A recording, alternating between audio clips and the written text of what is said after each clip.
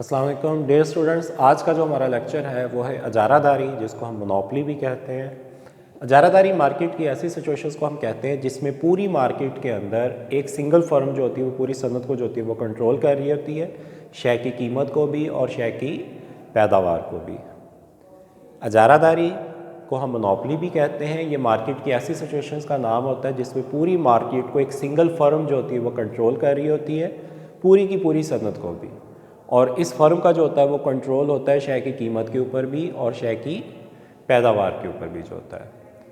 तो अजारादारी की हमारे पास मार्केट के अंदर मुख्तलिफ एग्जांपल्स जो है वो मौजूद हैं, जैसे वापडा है आपके पास, रेलवे है आपके पास, पीआई है आपके पास, और आपके पास जो है वो सुई नादरन गैस जो है वो कंपनी जो है आपके पास। यानी कि ये अपनी मार्केट के अंदर ये अपनी मर्ज़ी से जो होती है वो प्राइसेस भी डिसाइड कर लेते हैं और अपनी मर्ज़ी से जो होती है ये क्वांटिटी को भी जो होता है वो डिसाइड कर लेते हैं। तो हम अगर अजारादारी के तहत अजारादारी के खतूत को अगर हम डिस्कस करते हैं तो अजारादारी की अगर फ़र्म की वसूलियों को देखते हैं तो हमारे पास जो ख़त होता है वो इस गोशवारे से बनेगा। हमारे पास लाइन है प्राइस, क्वांटिटी,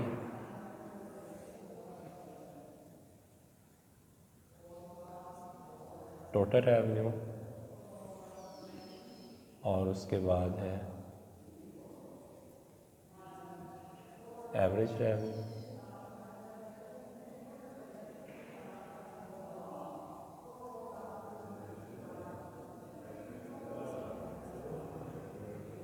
और आपके पास मार्जिनल रेवेन्यू।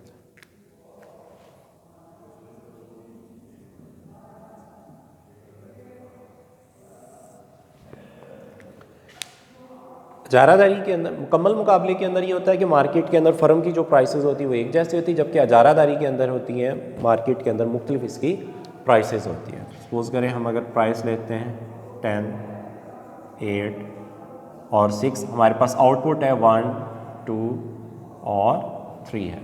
तो टोटल रेवेन्यू का फार्मूला है हमारे पास प्राइस मल्टीप्लाई बाय क्यू। तो प्राइस कितनी है? प्राइस मल्टीप्लाई बाय क्यू 10,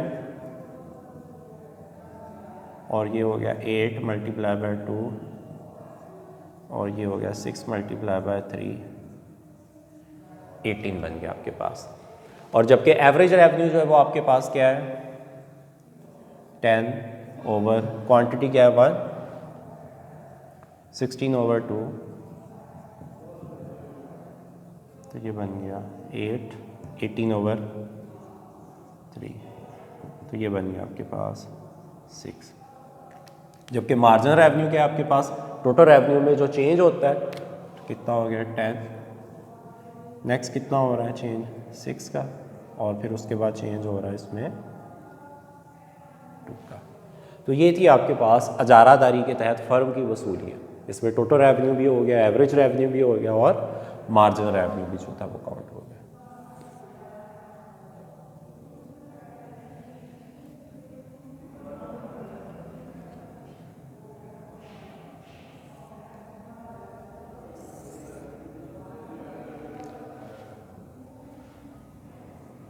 इस तरफ हो गया आपके पास टोटल रेवेन्यू, एवरेज रेवेन्यू और मार्जिनल रेवेन्यू, और इस तरफ हो गया आपके पास क्वांटिटी।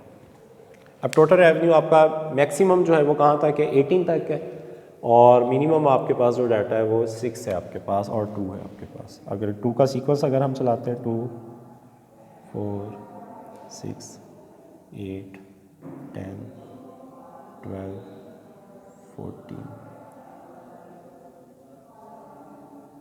16, 18।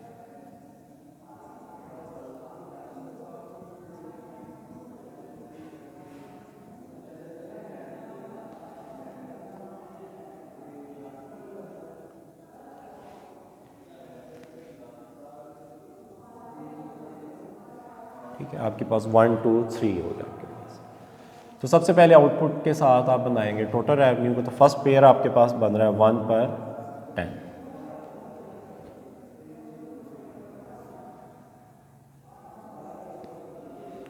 सेकंड आपके पास है 2 पर 16 है,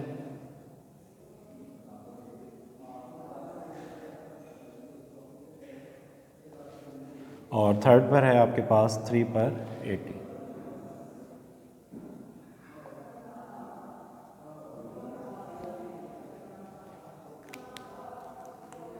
इन सभी पॉइंट्स को मिला दें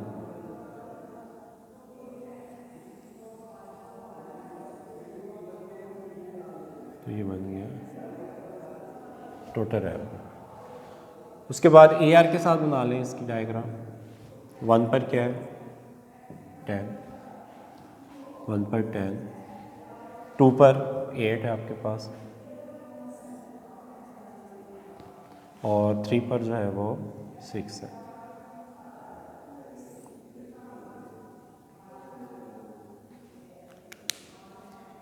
इनको मिला दें आपस में तो ये बन गया AR। और इसी तरह से हम थर्ड के साथ बनाएंगे, MR के साथ बनाते हैं। 1 पे कितना है आपके पास 10, 1 पर 10 हो गया, और 2 पर 6 है, ये 2 की लाइन और ये 6 की लाइन, जबकि 3 पर जो है वो आपके पास ये 2 है।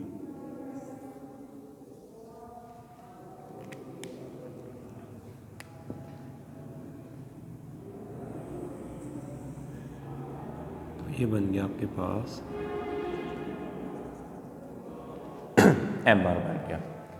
तो इसका मतलब है कि इजारादारी के अंदर AR और MR जो होते हैं वो डिफरेंट होते हैं। टोटल रेवेन्यू जो होता है वो एक ख़ास हद से बढ़ता है और फिर उसके बाद आहिस्ता आहिस्ता कमी होना शुरू हो जाती है, और MR जब नेगेटिव में जाएगा तो टोटल रेवेन्यू जो होगा वो गिरना शुरू हो जाएगा। मार्केट के अंदर जो होती है वो मोनोपोली यानी कि इजारादारी किस तरह से वजूद में आती है, इसकी मुख्तलिफ कंडीशंस आ जाती हैं। सबसे पहले तो ये होता है कि अगर गवर्नमेंट जो होती है वो किसी एक कंपनी को लाइसेंस प्रोवाइड कर देती है कि आपने ही इसको मार्केट के अंदर प्रोवाइड करना है, आपने ही प्रोडक्शन लेनी है, आपने ही इंपोर्ट करनी है और आपने ही एक्सपोर्ट करनी है, इस सारे के ऊपर जब उसको लाइसेंस मिल जाता है तो उसकी पूरी मार्केट के अंदर जो होती है वो मोनोपोली हो जाती है, यानी कि गवर्नमेंट के लाइसेंस देने से। बाज़ का ये होता है कि आपके पास कोई नई टेक्निक आ जाती है, आप एक्सपर्ट हो जाते हैं किसी प्रोडक्ट को बनाने के अंदर, या कोई ना कोई टेक्नोलॉजी आपके पास आ जाती है, तो फिर उसमें आपकी इजारादारी होती है। और बाज़ का आपके मुल्क में से कोई ऐसा रॉ मटेरियल निकल आए, कोई ऐसा मटेरियल निकल आए जो अदर कंट्रीज़ के अंदर बहुत कम हो या रेयर हो या दूसरे लोगों के पास ना हो, तो फिर आपकी इजारादारी हो जाती है। जैसे अमेरिका के अंदर जो है वो आपके एल्युमिनियम के ज़खायर के रॉ मटेरियल के जो हैं वो ज़खायर हैं। इसी तरह से अरब कंट्री जो है वो पैक ऑयल पैदा करने वाले जितने भी कंट्रीज़ हैं वहाँ पर ऑयल की प्रोडक्शन ज़्यादा है, तो उनको ऑयल के अंदर जो है वो इजारादारी हासिल है। वो अपनी मर्ज़ी से प्रोडक्शन दे भी सकते हैं, प्राइसेस बढ़ाना चाहें बढ़ा सकते हैं, कम करना चाहें वो कम कर सकते हैं। तो अगर आपको किसी रॉ मटेरियल के अंदर जो है वो आपके पास ज़्यादा आ जाता है, वो आपके पास उसकी प्रोडक्शन ज़्यादा है, कॉस्ट कम है, अदर के पास नहीं है, तो फिर आपको जो होती है वो इजारादारी हो जाती है। तो इन तमाम वजूहात की बिना के ऊपर मार्केट के अंदर जो होती है वो इजारादारी जो होती है वो मौजूद होती है। और इजारादारी में ये होता है कि इसका कोई भी करीबी नेमल बदल जो होता है वो मौजूद नहीं होता है। एक सिंगल फर्म जो होती है वो पूरी मार्केट को जो होती है वो कंट्रोल कर रही होती है। तो डियर स्टूडेंट्स, ये था आज का हमारा लेक्चर कि इजारादारी क्या होती है। मार्केट की ऐसी सिचुएशंस को हम कहते हैं जिसमें पूरी मार्केट के अंदर एक सिंगल फर्म जो होती है वो कंट्रोल कर रही होती है, शय की कीमत को भी और शय की पैदावार को। मार्केट के अंदर इजारादारी वजूद में कैसे आती है? गवर्नमेंट के लाइसेंस देने से। आपको किसी ना किसी काम के अंदर टेक्निकली जो होते हैं वो अगर आप एक्सपर्ट हो जाते हैं फिर आपको इजारादारी हासिल होती है। और अगर किसी प्रोडक्ट के रॉ मटेरियल आपके मुल्क में ज़्यादा हो जाए, सिर्फ आपके पास हो, अदर कंट्रीज़ के पास ना हो, तो फिर आपको इजारादारी जो होती है वो हासिल हो जाती है। बाज़ का कुछ लोग मिलकर भी मार्केट के अंदर जो होती है वो चीज़ों की शॉर्टेज कर देते हैं, या फिर मुख्तलिफ फर्म्स जब आपस में मिलकर मार्केट के अंदर प्रोडक्शंस को प्रोवाइड करती हैं तो वो वहाँ पर भी जो होती है वो इजारादारी नज़र आती है आपको। तो डियर स्टूडेंट्स, ये था हमारा आज का लेक्चर। अपना ख्याल रखिएगा। अल्लाह हाफ़िज़।